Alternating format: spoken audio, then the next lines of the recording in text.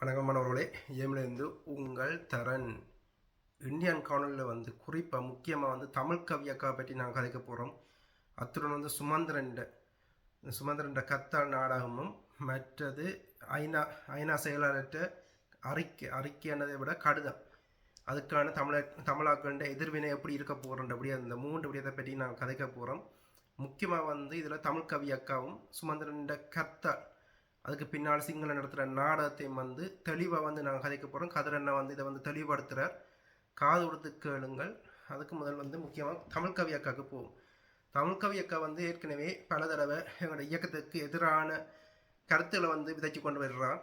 அப்போ நான் கதிரண்ட எப்போ கேட்டிருந்தேன், நமக்கு எதிராக நான் வீடியோ போடுவோம். அப்போ கதிரண்ணா சொன்னார் வேண்டாம். அதுக்கு காரணம் என்னென்றால் தமிழ் இயக்கா இயக்கத்துக்கு அந்த அவன் இறுதிக்கட்ட நுணுக்கங்களை ஒரு புத்தகத்தில் எழுதியிருப்பாள். அதுக்கு இந்த அஞ்சலி கூட்டங்களும் எல்லாம் அவள் துரோகியை முத்திர ஊத்திச்சுது. அப்போ அவள் போய் இந்த வருத்தமாகி இருந்த பிறகு கேன்சர் வருத்தமாகி இருந்த பிறகு இந்த ஊசி ஊற்றியோ ஏதோ இந்த கேன்சர் நோய் வந்த பிறகு அவள் கதிரண்ணாவை அணுகினான். இந்த அதுக்கு பிறகு மருத்துவ இதில் இருந்து இறுதி வரையும் இறுதி கடமை வரையும் கதிரண்ணா பக்கத்தில் நின்று செய்தபடியால் இந்த இவக்கு எதிராக இவன் போராட்டத்தில் இருந்தபடி தமிழ் இயக்கம் போராட்டத்தில் இருந்தபடியால் அவருக்கு எதிராக கருத்து சொல்ல அவர் இந்த விரும்பேர் எந்த தமிழ் இயக்காக்கு நடந்த வடு அவர்கிட்ட மனிதர் இருந்தபடியால் ஓயம் துரோகியாகி பார்க்க அவர் விரும்பையில். ஆனால் இந்த அக்கா தமிழ் கவி அக்கா இயக்கத்துக்கு எதிராக சொல்லக்கூடாத விடயங்களை பொய்களை அவதூறுகளை அடித்து விடுறா. இவ தான் தமிழ் கவி அக்கா எப்படி பகைவன் எங்களை கையாண்டு எப்படி எங்களை சிதைக்கிறான்னதுக்கு சிறந்த உதாரணமாக இப்போ அவள் இருக்கிறா. ஆனால் அவக்கு கதிரண்ணா ஒரு விண்ணப்பத்தை தான் தேசத்தலைவர்ன்ற நிழலாக இருந்த கதிரண்ணா ஒரு விண்ணப்பத்தை அவக்கு இதன்றார். அது அவள் கட்டாயம் கேட்பான் நம்புறேன். இந்த இதை இவ்வளோ நாளும் அவள் கொடுத்த டெலோ ஊடகத்தை கொடுத்த அவ்வளோத்தையும் தேச நெட்ட டெலோ ஊடகத்தை கொடுத்த அனைத்தையும் அழிச்சு போட்டு அவன் அமைதியாக இருக்கிறதான் அவக்கு நல்லது. மாறா அவள் இதண்டாண்டாள் என்ன இது தூய்மையானவை ஒரு உன்னதமானவர்களுக்கு பற்றி அவதூறு பரப்புறது. அது இயக்க காசுல நல்லா வாழ்ந்த அவ இப்படி செய்கிறது மிகவும் அயோக்கியத்தனமானது. அவள் தன் தவறை இனிமேலாவது உணர்வான்னு நினைக்கிறேன். அவள் அரசு துறையில் ஒரு பதவி கேட்டிருந்தவ, அது அவங்க கடைசி கட்டத்தில் கிடைக்கல. ஏன்னா அவன் வயது காரணமாக இப்போ இதில் துணுக்கமோ பற்றி சொல்கிறா இல்லோ, பொய் உரைக்கிறா இல்லோ. அப்போ இவ ஏன் இயக்கத்தில் இணைஞ்சா, எப்படி இணைஞ்சான்னு உங்களுக்கு தெரியுமா? தாயும் மகனும் ஒரே நேரத்தில் இணைஞ்சார்கள் பரபரப்பான செய்தியாக அந்த காலத்தில் நியூஸ் பேப்பர் எல்லாம் வந்துருந்துச்சு. தாயும் மகனும், இது வேறு யாரும் இல்லை, தமிழ் கவி அக்காவும் அவற்ற இளைய மகனும் தான் ஒன்றா போராட்டத்தில் இணைஞ்சார்கள். அதுதான் பரபரப்பு செய்தி அந்த காலத்தில் பேசப்பட்டிருந்துச்சு. அப்படிப்பட்ட ஒரு தாய் இன்று பகைவனால் எப்படி கையாளப்படுறான்னதை கண்கூடா பாருங்கள். இவ மட்டும் இல்லை, தேசத்த குடும்பம் டென்மார்க்கில் இருக்கிற 2 தரப்பு குடும்பம் எப்படி கையாளப்பட்டாண்டு இந்த அஞ்சலி நிகழ்வு, இந்த போலித்து வர அஞ்சலி நிகழ்வு இதில் நீங்கள் பார்த்துருப்பீங்க. இப்போ ஒரு போராட்டத்தில் ஒரு பரபரப்பை ஏற்படுத்துகிற ஒரு தாய் இப்போ இயக்கத்தின் மீது குற்றச்சாட்டு சொல்கிறா இல்லோ. அப்படி நினைக்க எதிரியானவன் எவ்வளவு பலம் வாய்ந்தவனாக இருக்கிறான்றதை நீங்கள் பார்க்குறீங்க. அதே மாதிரி சுமந்திரனை வச்சு ஒரு கல்ல 2 மாங்காய் என்ற ரீதியில் சிங்களம் சுமந்திரனவி கத்தால் நாடத்தை இதண்ட அரங்கேற்றி எங்கட விரலாளி எங்களை கண்ணில் குத்துற நிகழ்வு செய்திருக்குது. நீங்கள் எதற்கான அந்த கத்தால்ன்றது கூட யோசிக்காமல் சிங்களத்தின் நிகழ்ச்சி நிரலுக்குள்ளே போய் அதை எதிர்த்து சிங்களம் நினைச்ச சாதிச்சிருக்கிறீங்கள். வாழ்த்துக்கள் உங்களுக்கு. என்றால் எங்களோட தமிழ் மக்கள் மத்தியில் அறிவுமிக்க ஆக்கள் இல்லைத்தானே, அறிவுமிக்க ஆக்களுக்கு பஞ்சம்தானே. அது இல்லை உண்மையான காரணம். நீங்கள் எல்லாம் சுயநலவாதிகளாக மாறிவிட்டீங்க. உங்களுக்கு எல்லாம் என்ன நடக்கு, அந்த அறிவுள்ளவர்களுக்கு என்ன நடக்குது வடிவ தெரிஞ்சும் வாயை மூடிக்கொண்டு இருக்கிறீங்கள், கடந்து போகிறீங்கள். ஒருத்தர் ஒரு ப்ரெஸ் மீட்டில் ஒரு அக்கா சொல்லியிருப்பா ஆண்கள் சீலை கட்டுறதை பற்றி. ஆனால் அவர் அதுக்கு எதிராக வீடியோ போட்டிருப்பார். அவருக்கு நான் சொல்கிறேன், உங்களுக்கு விமர்சனங்கள் பகையான விமர்சனங்கள் தேவையில்லைன்னா நான் கடந்து போகிறோம். என்னாலும் சிந்திக்கத்தக்கனையாக நீங்கள் அச்சுனா அனுரா எல்லாருக்கும் நீங்கள் ஆதரவாக வீடியோ போடும்போதும் கடந்து போனேன். ஆனால் இப்போ இந்த விடயத்தில் உங்களுக்கு உங்களையும் இது விமர்சனம் செய்ய எனக்கு அவசியம் இல்லை. ஆனால் ஒரு இதை சொல்கிறேன், நீங்கள் அப்படிப்பட்ட நல்ல மனிதர் அப்படிப்பட்டவர் என்றால் உங்களோட மனைவி, உங்களோட அம்மா, உங்களோட சகோதரிகள், உங்களோட பிள்ளைகள் அண்ட் உங்களோட சொந்தங்களுக்கு முதல் வந்து அந்த நபரை வச்சு உங்களோட சேனல்லையே வந்து சீலை அணி வச்சு காட்டி போட்டு இந்த கருத்தை வந்து சொல்லுவீங்களேன்னு நான் நம்புகிறேன். அடுத்த வீடியோவில் அதை நீங்கள் காட்டுவீங்களேன்னு நம்புகிறேன். இப்போ வந்து கதிரண்ணா எங்கள் கருத்தரங்குக்கு போவோம், கருத்தரங்க கேட்போம். கலந்து கொள்வது சந்தோஷம். ஏனென்றால் அவர் ஒரு ஊடகங்களுக்கு ஒரு இப்போ ஊடகம் வந்து சுவிட்சர்லாந்தில் கொஞ்சம் வளர்ந்து கொண்டு வருகிறது. பார்வையாளர்கள் அவர்களுடைய அந்த அவர் சேகரிக்கிற விடயங்கள் அது ஒரு வித்தியாசமான ஒரு விதத்தில் இருக்குது. அது எவ்வளோ குயிக்காக மக்கள் மத்தியில் போய் சேர வேணும். அவரும் எங்களினுடைய அடுத்த தலைமுறைகளுக்காக இந்த மண்ணுக்காக ஏதாவது தொடர்ச்சியாக அவரும் அரசியல் வேண்டாம் என்று ஒதுங்கிவிட முடியாது. ஆனால் எங்களுடைய மக்களை வந்து நாங்கள் ஒற்றுமை என்கின்ற ஒரு பாதையாவது உருவாக்குவதற்கு ஒரு 10 நிமிடமோ 15 நிமிடமோ அவருடைய சேவையும் நம்முடைய மண்ணுக்காக இருக்க வேண்டும். நல்லது. அப்போ நாங்கள் தொடர்ச்சியாக வந்து 17ஆம் தேதி 5ஆம் மாதம் 2009 பிற்பாடு பகைவனால் எங்களுடைய மக்கள் சூறையாடப்படுகின்ற விடயங்களும் அதே போன்றுதான் கவனிக்க தவறிய விடயங்களையும் வந்து நாங்கள் தொடர்ச்சியாக பேசிக்கொண்டிருக்கிறோம். இன்றைக்கு நாங்கள் முக்கியமாக பேசுறதுக்கு முதல் அட்மினாக நீங்கள் தொடர்ச்சியாக என்னோடு இணைந்து நின்று உங்களுடைய கடமையை தொடர்ச்சியாக செய்து கொண்டிருக்கிறீர்கள். அந்த தகமையினுடைய இடத்தை நான் உங்களுக்கு தர வேணும். முதலில் நீங்கள் பேசுங்கள், பிறகு நாங்கள் தொடர்ந்து பேசுவோம். நாங்கள் வந்து எங்களோட 4வது கருத்தரங்கத்தின் அமர்வு இன்றைக்கு வந்து நீங்கள் பார்த்துருந்தீங்கன்னா ஒரு கருத்தால் வந்து எதுக்காண்டி நடத்தப்பட்டது என்றால் முல்லைத்தீவிர இராணுவத்தினால படுகொலை செய்யப்பட்ட அந்த இளைஞனுக்கு நீதி கேட்டுத்தான் அந்த கருத்தால் தொடங்கப்பட்ட சொல்லித்தான் கூறப்பட்டது.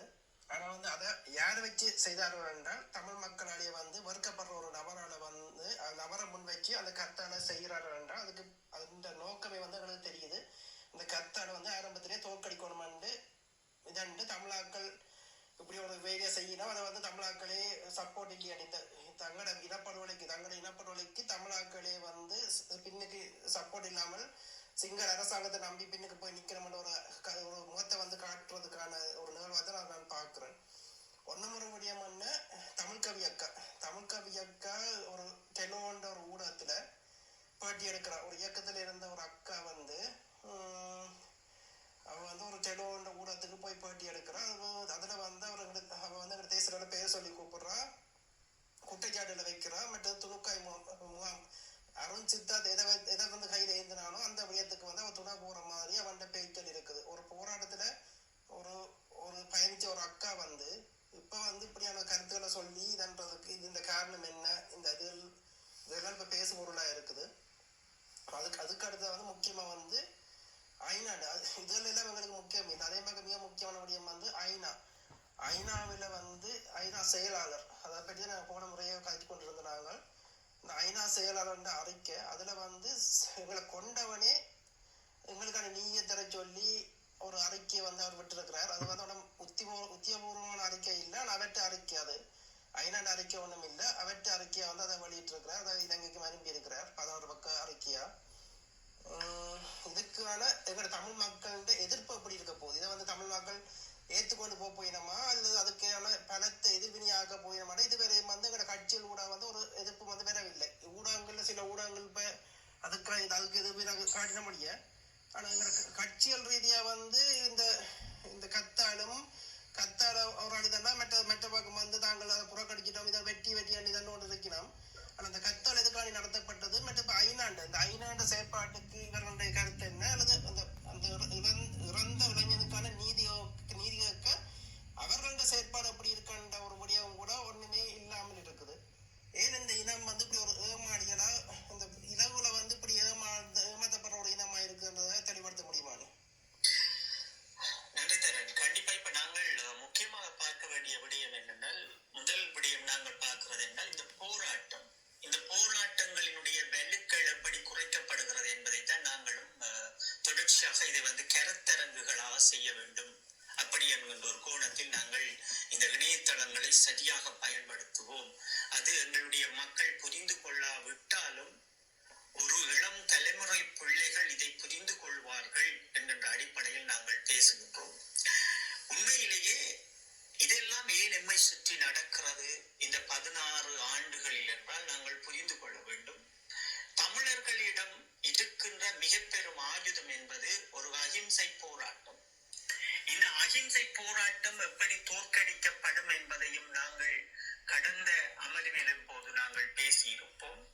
அந்த கருத்தாடலின் ஊடாக இன்றும் நாங்கள் பேசுவது என்னவென்றால், தமிழ் மக்களினுடைய அபிலாசைகளை தேடி நிற்பதற்கும் அதற்கு வெளிச்சேர்ப்பதற்கும் அது தமிழர்களினுடைய ஒவ்வொரு போராட்டங்கள் தான் உலக தேசத்தையும் உலக தேசத்தில் இருக்கின்ற நல்ல மனிதர்களையும் அந்த நல்ல மனிதர்களோடு நிற்கின்ற அமைப்புகளையும் உலக ஊடகங்களையும் கொண்டு போய் சேர்க்கிறது. ஈழத்தமிழர்களினுடைய பிரச்சனை இன்னும் நிலுவையில் இருக்கிறது என்பதை நாங்கள் தொடர்ச்சியாக ஈழத்தமிழர்கள் சொல்லிக் கொண்டே இருந்தார்கள். இந்த சொல்லலின் அடிப்படையில் தான் இலங்கையினுடைய புலனாய்வுத்துறையும் இந்தியாவினுடைய புலனாய்வுத்துறை அவர்களுடைய ரோவும் சேர்ந்து தமிழர்களை எவ்வளவுக்கு இந்த போராட்டத்தினுடைய வலுக்களை குறைக்க வேண்டும் என்பதுதான் இந்த போலி தமிழ் தேசியங்களை நாங்கள் தொடர்ச்சியாக எங்கள் மக்கள் மத்தியில் நாங்கள் பார்ப்பதை நீங்களும் கண்டு வந்து பாருங்கள் என்பதை தொடர்ச்சியாக பேசியிருந்தோம். அப்ப சுமந்திரன் அவர்கள் இந்த விடயத்தை ஏன் அறிவிக்கின்றார்கள் என்றால், இந்த போராட்டத்தை தமிழர் மத்தியில் கொண்டு வந்து வைத்துவிட்டு அந்த போராட்டம் என்று சொல்லுகின்ற போது அது அங்கே சுக்கு நூறாக உடைத்தெறியப்பட வேண்டும். இருக்கின்ற மிகுதியான இளையோர்களும் இந்த அரசியல் மேடைகளில் நடிக்கின்ற அரசியல்வாதிகளினுடைய நாடகங்களும் அரங்கேற்றுவதற்கு இந்த இலங்கையினுடைய புலனாய்வுத்துறை ஒருபோதும் விடப்போறது அல்ல. அப்ப அதை சிதைக்க வேண்டும். தமிழர்கள் எடுக்கின்ற ஆயுதங்களை உடைத்தெறிய வேண்டும். தமிழர்களினுடைய ஆயுதங்கள் என்று நீங்கள் பார்த்தீர்கள் என்றால், ஒரு வலுவாக தேசியத்தை தூக்கி நிற்கின்ற மனிதர்களை களைந்தறிவார்கள், எங்களுடைய தமிழ் அறிஞர்களை களைந்தறிவார்கள். அதே போன்று உண்மையாகவே ஒரு அரசியல் உருவாக்கத்தை அடுத்த தலைமுறைக்காக நாங்கள் உருவாக்கிவிட வேண்டும் என்று நினைக்கின்ற எழுந்து வருகின்ற இளையோர்களையும் அடித்து அப்படியே அமர்த்தி விடுவார்கள். அப்ப இதே போன்றுதான் இங்கே சுமந்திரன் அவர்களை கொண்டு வருகின்றார்கள். ஒரு போராட்டத்தை நாங்கள் செய்ய போகின்றோம் என்று இன்னும் குறிப்பிட்டவர்கள் அதை எதிர்க்கின்றார்கள் என்றால் அந்த போராட்டத்தினுடைய வலுவை சிதைப்பது. ஆனால் இங்கே என்ன செய்திருக்க வேண்டும் என்றால், 2 உயிர்களுக்காக ஒட்டுமொத்த வடகிழக்கு தமிழர்களும் எழுந்து போராடி உலகுக்கு அந்த செய்தியை சொல்லி சிங்கள தேசத்தினுடைய நிகழ்ச்சி நிரலில் நிற்கின்ற சுமந்திரனுக்கும் சிங்களத்துக்கு நாங்கள் பெரும் அடியை கொடுத்திருக்க வேண்டும். அதான் இங்கே அறிவு சார்ந்த அரசியலை ஈழத்தமிழர் கையெடுக்க வேண்டிய தேவை இருக்கிறது. பகைவன் ஒரு பகைவனான அரசியலை உருவாக்குகின்றான், அந்த மக்களினுடைய போராட்ட குணங்களை மழுங்கடிக்க செய்கின்றான் என்று அவனையே இறக்கின்ற போது அந்த இடத்தில் நாம் எழுந்து நின்று திருப்பி அடிக்க வேண்டிய ஒரு தேவை இருக்கிறது.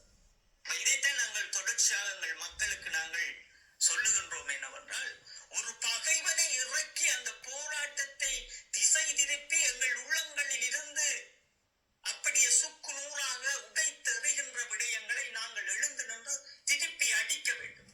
அது உலகத்திற்குத்தான் நாங்கள் செய்தியை சொல்ல போகின்றோம்.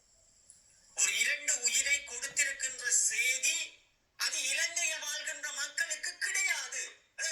நீங்கள் எப்போதும் நான் சொல்லுவது, தயவு செய்து ஒரு 2 நிமிடமாவது ஒரு புத்திசாலி கூர்ந்த அரசியலை பாருங்கள், கவனியுங்கள். அப்ப இந்த செய்தியை நாங்கள் யாருக்கு சொல்ல போகின்றோம்? சுமந்திரன் கொண்டு வருகின்றாரா அல்லது வேற எந்த கன்றாவிகள் கொண்டு வர போகின்றாரா என்பது முக்கியம் அல்ல. நாங்கள் எங்களுடைய ஈழத்தமிழர்களுடைய 2 உயிர்கள், அதில் ஒரு உயிர் அடித்தே கொண்டிருக்கின்றார்கள் என்கின்ற தடயங்களும் ஆய்வுகளும் மருத்துவ சான்றிதழ்கள் எல்லாம் இருக்கின்ற அந்த வழியில் நாம் ஒரு செய்தியை உலகத்துக்கு சொல்ல போகின்றோம். செப்டம்பர் மாதம் இருக்கின்ற கூட்டத்தொடருக்கு இது ஒரு பெரும் ஆயுதமாக நாங்கள் திரட்டி இருக்க முடியும்.